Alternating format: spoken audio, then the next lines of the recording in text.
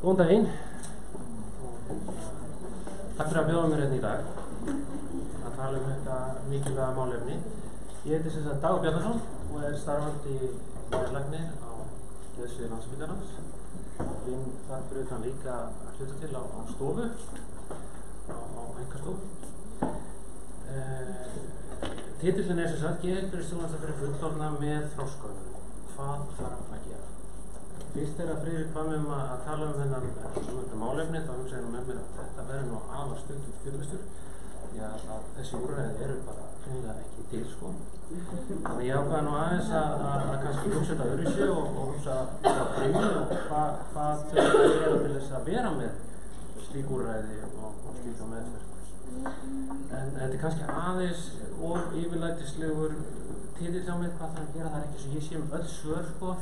En þið hefðu kannski áhuga að heyra hvað svona mínar pælingar eru og hvað ég séð og hvað reynslu ég hef öðlast á þessum hvað er það komið næstu 2 ár? Eitthvað svoleiðis. Þannig að ég er ekki hérna endilega að tala sem málsvari Landspítalans og geðsviðs. Ég er meira að koma með mín eigin hugmyndir og pælingar og hvað ég sé fyrir mér að væri vel hægt að gera. Já, þetta er svona skipulagið mitt, svona gróft séð. Fara yfir þess að fyrir, verð ég að vera hér? Ég er fastur, ég er nauðungur. Já, ég ætla að fara aðeins yfir bara hvernig staðan lítur út í dag og hvernig það skipulag lítur út, sem að verður að sjálfsögðu mjög stutt. En svo fer ég yfir í faraldsfræðina og það er aðalega til þess að kannski gefa ykkur smá hugmyndum hvað er vandinn stór og af hverju erum að tala það að það vanti geðheilbrigðisþjónustu fyrir hennar hóp og okkur er óskaplega hvað geðlækni inn í þetta. Það mun ég koma með bæði erlendar tölur sem og íslenskt. Svo í þriðja lagi tala sérþarfirnar sem þessi hópur er með og vonandi tekst mér með þessu að benda á faraldsfræðina, benda á tíðni þessa vanda, auk sérþarfana hjá þessum hópi og vonast ég til þess að færa rök fyrir því og samfæringur það að það þarf alveg sérstakt úrræði fyrir þennan hóp. Það passar ekki vel inn í þau úrræði sem við eigum nú þegar. Og ég vil búa til nýtt úrræði sem tekur til þessa hóps. Og að lokum að sjálfsögðu eftir að tala hver vandamálin er þá ætti komið einhvers konar uppástungur hvað við getum gert. Breytið þetta? Já. Oft þegar við verðum að tala þetta málefni og þennan hóp þá er umræðan neikvæð. Það er alltaf það sem ég hef uppi. Sem alveg á fyllilega rétt á sér að mínu mati. En það er ýmislegt gott sem hefur gerst á undanförnum málefnum og það er kannski þá helst viðhorfabreytingar, lagabreytingar, félagslegar úrbætur. Eins og hefur hinn angin heilbrigðisþjónustan, hún hefur ekki tekið sömu breytingum og svo félagslega. Það verður bara að segja þetta alveg eins og er. Af hverju það var þannig hef ég ekki hendur aðsvör á, en séð frá mínum bæjardýrum sem kannski lækni eða ekki lækni, þá er allavega einn augljós partur og það er sá að læknarnir sem áður fyrir unnu inn á stofnunum, þetta var mjög sérstök tegund af læknum. Þetta er eiginlega læknar sem við þekkjum ekki í dag. Þarna voru þeir lengi með sínu fólki, með sínu skjólstæðingum, þeir þekktu þau mörg ár og úr þessu var til ákveðin reynsla, ákveðin færni sem þessi læknar bjuggu yfir sem okkur hefur bara ekkert almennilega tekist að búa til eða þjálfa eftir alltaf þessa afstofnana við ykkur. Ég held að við höfum mist rosalega mikið á því að hafa mist þessa læknar. Þetta var alveg sérstök tegund bara af læknum. Já, svona lítur bara heilbrigðisþjónusta út gróft séð í hinum vestræna heimi, en ég get alveg sagt. Við tölum fyrstu línu, aðra línu og þriðju línu þjónustu. Fyrsta línan er þetta sem er heilsugæsla, þetta er ódýrari þjónusta. Er hægt að stakka þetta? Ég verði bara að beðast afsökunar, ég setti allt og mikið á hverja gleði. Það var allt svo mikilvægt, þannig að fyrsta línan það er heilsugæslan, annar línu þjónustan, hún er á Íslandi að mjög stóru hluta til byggðu upp af sjálfstætt starfandi fagfólki, læknar, sjálfræðingar, hjúkrunarfræðingar og fleiri. Og meðan í öðrum löndum verður það kannski meira hluta af hinu opinbera. Svo þriðja línan það Landspítalinn og fleiri staðir. Þessi uppskipting á þjónustunni, já, við getum sagt svo að hópurinn sem við erum að tala hér, hann kemst illa fyrir inn í þessu hérna. Og mér sýnist enginn af þessum línum vera að sinna hópnum vel. Og ég get alveg sagt að nú er ég að vinna bæði innan spítalakerfisins og á stofu og ég sé það bara að það þarf einhvern veginn að bæta aðgengi fyrir hennar hóp að geðheilbrigðisþjónustu. Það er fullt af göllum og eitt er bara einfaldlega þetta sem ég nefndi áðan að það hefur tapast þekking. Það er til þekking sko, en mér sýnist á öllu að þekkingin er að allt of miklu magni, eða ekki allt of miklu, en að mjög miklu magni er hún innan barna- og unglinga geirans. Ég sé fullt af flottu fagfólki sem ég ber mikla virðingu fyrir, en það er allt búið hópast einhvern veginn í ákveðin geira innan geðheilbrigðismála, barna og unglinga. Og þrátt fyrir bestu áætlanir og ásetningum forvarnir og að snemmtaka íhlutun og meðferð, þá mun það aldrei vera þannig að við getum bara sagt að vandamálið sé afgreitt við 18 ára aldur. Það er ekki svona. Við þurfum að hugsa að brúa þetta, hvað gerist eftir 18 ára aldur. Og þess vegna segi ég, höfum við sett öll eggin okkar, eða langflest eggin okkar, í sömu körfu.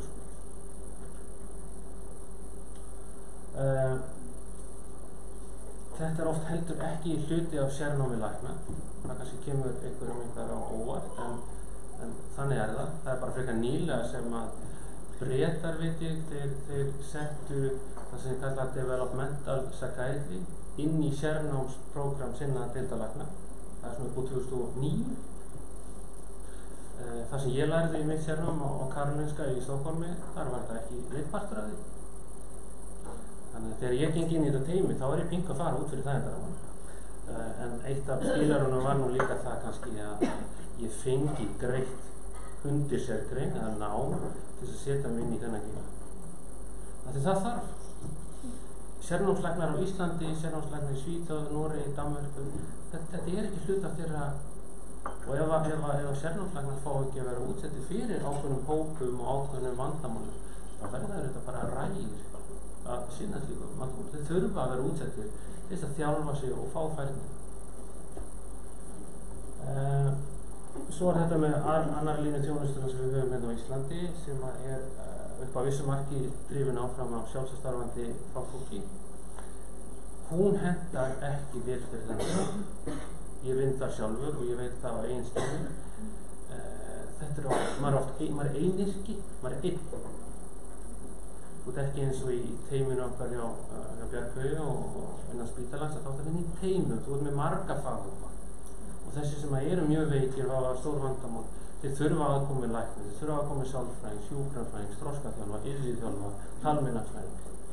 Og þessi sjálfstarfandi rekstur, eins og hann er mörg leyti mjög góður, að þá hentar hann alls ekki vel inn í þennan hérna afmarkaða hóp einstaklinga. Utan það að gjaldskráin sem þeir vinna eftir það er ekkert verið að hugsa og taka tillit til þess að það líka til svona vandamál þar sem að það er kannski lengri tíma og meiri tímisum og hugsanlega stundar vitjanir og fleira. Það er eitthvað sem að væri hægt að bæta. Svo setti ég inn hana, já, hvað er óskopanum með sálfræðimeðferðin fyrir hennar hóp? Ég veit það ekki sjálfur. Það þarf að hafa, þetta fólk getur alveg nýtt í sálfræðimeðferð. Hún þarf kannski hins vegar að vera aðlöguð og tekið mið af ákveðnum þáttum í vitrænni getu, en þau að fá hana, en það er bara, hún er bara ekki til. Kannski er einhver stað út í bæ sem að segja kunna þetta eða sunda þetta, en það er ekkert markvisst, ekkert innan hins opinbera. Og svo þetta klassiska með kerfin sem talaði þetta ekki nægilega vel saman. En ég að vona að þetta teymi okkar strá sem að Bjarni kannski kynni betur til leiks á eftir, að það sé kannski fyrsti vísirinn því að kerfin ætli sér að tala saman. Það er svo vont þegar maður sér ekki. Þetta er hérna. Ég sé ekki. Þarna er. Nú erum við að tala saman. Herru, já, aðeins hvað erum við að tala í vanda hérna? Þetta eru erlendratölur. 2% af þjóðfélaginu er með þekkta þroskahömlun ásamt því að vera með samhliða geðsjúkdóm.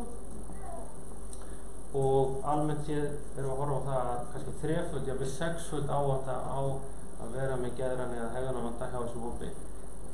Þetta er allt sem að borið saman við almenning.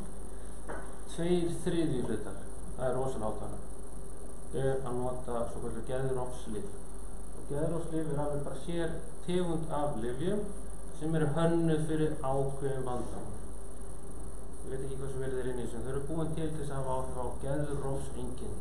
Þetta eru dópamínblokkerandi efni hönnuð með ákveðnum hætti. Hins vegar er bara 1/3 af þessu sama fólki er með greiningu sem að gefur leyfi til notkunar á þessum lyfjum. Þannig þarna strax er orðin einhver misræmi. Við vitum í klíník og svona af reynsluna að oft er þessu lyf líka notuð í öðrum tilgangi. Ef að fólk er mjög aggressíft eða mjög hegðunartruflað, þá þarf að grípa til þessari lyfja. Og það geti verið að það útskýri einhver hluta þarna líka, en það vitum við ekki fyrir víst. Við vitum að hópurinn er með aukna líkur að því að þróa sér kvíðaraskanir, þunglyndi og fleira.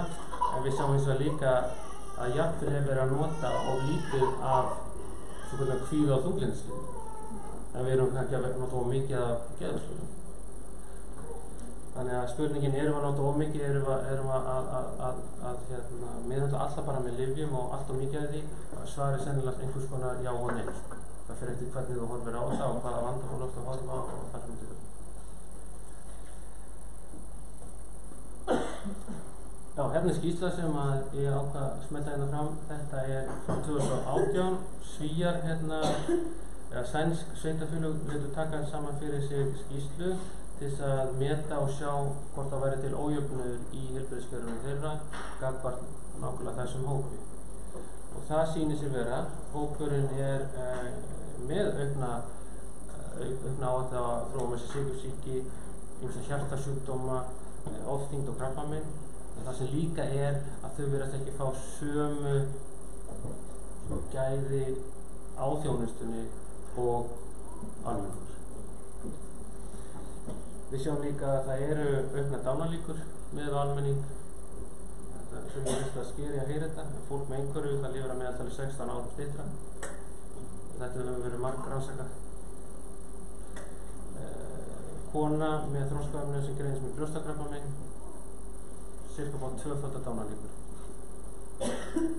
Þannig að við sjáum líka það að þessi hópur, hann er að greinast með sömu sjúkdóma og almenningur að sjálfsögðu, en það væri hægt að fyrirbyggja mikið af þessu. Ef þú fengir sama aðgengið og gæði á þjónustu.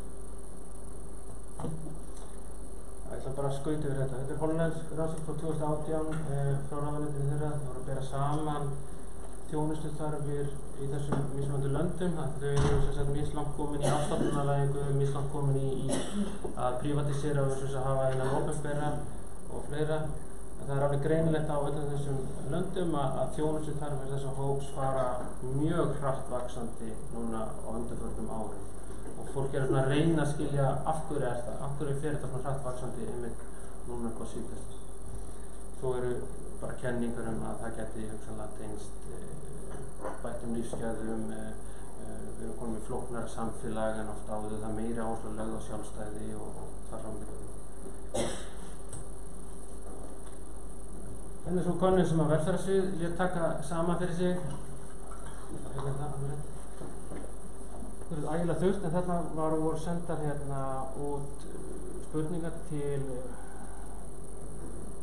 samfélagi í sértækri húsnæðisþjónustu 2017 og forstöðu konur og menn svöruðu þessu. Það var mjög góð svörun, en það sem kemur í ljós þarna er, ég ætti ekki að koma manni óvart ef maður þekkir til hvernig það erlendis. Þið sjáum það að það eru cirka helmingurinn að nota geðhúslyf. 43% er á einhvers konar þunglyndislyfi. 1/3 er að nota flogaveikilyf. Og það er ekki nema kannski rétt yfir 20% sem er í einhvers konar stöðugu sambandi við geðlækni.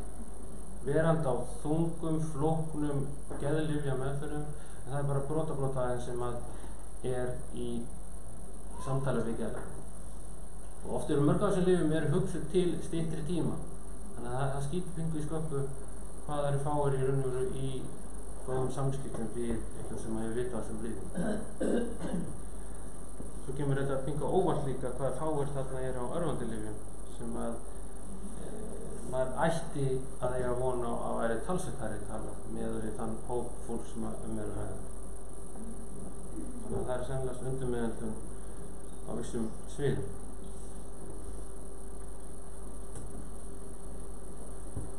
Já, sér þarf, hvernig stend ég með tíma? 5 mínútur, 4 mínútur. Ok, ég er bara 4 mínútur. 4, já. Alltaf flókn fyrir mig sko. Heyrðu, já, sér þarf. Þær eru auðvitað eins ólíkar og margar eins og fólkið er margt.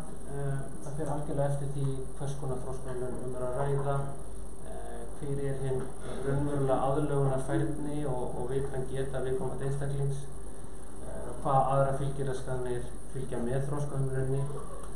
Þannig að það er ekkert að segja eitthvað eitt þetta, en svona heilt á litið þá er að sjá það að vandinn sem slíkur, hvort sem hann er að vandið að gera sér grein fyrir eigin vanda, eiga erfitt með að útskýra hvað bjátar á, tengja saman hluti, að sjá þýðingum mismunandi þátta í eigin heilbrigði og hvernig þeir tengjast endilega. Þegar við löpum inn til læknisvanalega þá erum við búin að filtra pingu sjálf, hvað má bíða, hvað verð ég að segja. Þessi hluti geta reynst erfiðir. Tilfinningarvitund, það að átt að sjá hvað er kvíði, hvað er þunglyndi, hvað er hræðsla, hvað er ótti.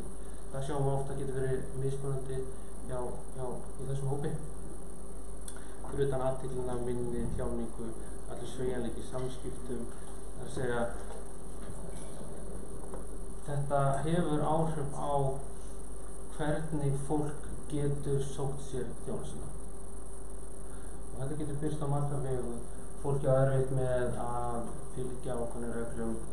Þú verður að hringja nákvæmlega þegar læknir er við klukkan 11. Þú hringir og þú var kannski tónval. 1 og 1 fyrir þetta, 2 fyrir þetta, 3 fyrir þetta. Þetta getur verið erfitt fyrir suma. Getur verið nóg til þess að maður eiga með þetta. Halda utan allar þessar tímabókanir. Þetta verið í biðstofunni. Það er fullt af öðrum ókunnugum, svo kannski læknir verður seinkar eitthvað og þú fær ekki svör á af hverju honum seinkar. Þarna er ég bara að lista þetta er fullt af atriðum sem getur reynst okkar hópi kannski erfiðara. Og ég held að það þurfa að taka til, ekki ára fram hjá þessu. Ég veit það sjálfur bara, þegar ég hef farið til læknis, þetta er ekkert grín ofta að fylgja þessu fyrirmælum. Fara að mæta þarna klukkan þetta og svo sendur hann mig upp í Kópó og heita þennan og svo fæ ég eitthvað lyf og ég taka það 4 sinnum á dag auk þess að taka á þessu í mataræðinu mínu og svo eftir 2 vikur þá ég að hækka skammtinu helming og minnka hitt lífið helming. Þetta er ekkert einfalt sko alltaf.